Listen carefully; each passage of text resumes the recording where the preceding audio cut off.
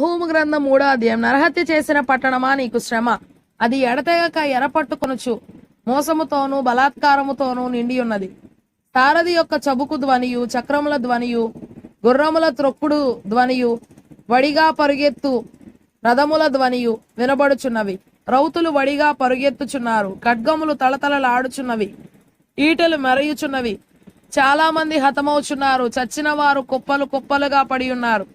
పీనుగులకు లెక్కయే లేదు. పీనుగులు కాలికి తగిలి జనులు తొట్రిల్లుచున్నారు. చక్కని దానవై, వేశ్యవై, చిల్లంగి తనమందు జ్ఞానము గల దానవై, జారత్వము చేసి జనాంగముల మీద చిల్లంగితనము జరిగించి సంసారములను అమ్మివేసిన దానా, నీవు చేసిన అధిక జారత్వమును బట్టి సైన్యములకు అధిపతియగు యెహోవా వాక్కు ఇదే, నేను నీకు విరోధినై ఉన్నాను.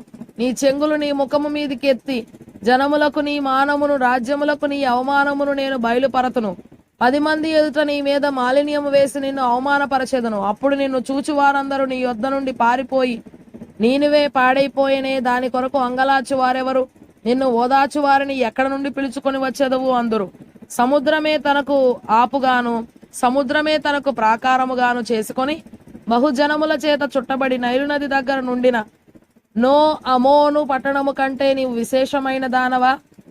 కూషీయులను ఐగుప్తీయులను దాని శూరులరి, వారు విస్తార జనముగా నుండిరి. పూతువారును లూబీయులను నీకు సహాయులై ఉండిరి. అయినను అది చెరపట్టబడి కొనుపోబడిన. రాజమార్గముల మొగలయందు శత్రువులు దానిలోని చిన్నపిల్లలను బండలకు వేసి కొట్టి చంపిరి. దాని గనుల మీద చీట్లు వేసి దాని ప్రధానులనందరినీ సంకెళ్లతో బంధించిరి. నీవును మత్తురాలవై దాగుకొందువు, శత్రువు చూచి ఆశ్రయదుర్గం వెతకుదువు. అయితే నీ కోటలన్నీయు అకాలపు పండ్లు గల అంజూరపు చెట్ల వలె ఉన్నవి. ఒకడు వాడిని కదిలింపగానే పండ్లు తినవచ్చిన వాని నోట పడును. నీ జనులు స్త్రీల వంటి వారైరి. నీ శత్రువులు చొచ్చునట్లు నీ దేశపు గౌనుల ఎడ్డకర్రలు తీయబడి ఉన్నవి. అగ్ని నీ అడ్డగడియలను కాల్చుచున్నది. ముట్టడి వేయు కాలమునకు నీళ్లు చేదుకొనుము. నీ కోటలను బలపరచుము. జగడమంటిలోనికి దిగి ఇటుకల బురదను త్రొక్కుము.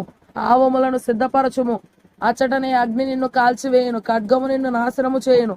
గొంగళి పురుగు తినివేయు రీతిగా అది నిన్ను తినివేయును. నీవు సంఖ్యకు గొంగళి పురుగులంత విస్తారముగాను, మిడతలంత విస్తారముగాను ఉండుము. నీ వర్తకులు లెక్కకు ఆకాశ నక్షత్రముల కంటే ఎక్కువగానున్నను. గొంగళి పురుగు వచ్చి అంతయు నాకివేసి ఎగిరిపోయెను. నీవు ఏర్పరిచిన శూరులు మిడతలంత విస్తారముగానున్నారు. నీ సైనికులు చలికాలమందు కంచెలలో దిగిన గొంగళి పురుగుల వలెనున్నారు.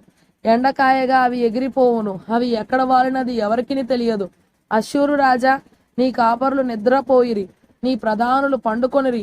నీ జనులు పర్వతముల మీద చెదరిపోయిరి, వారిని సమకూర్చువాడొకడును లేడు.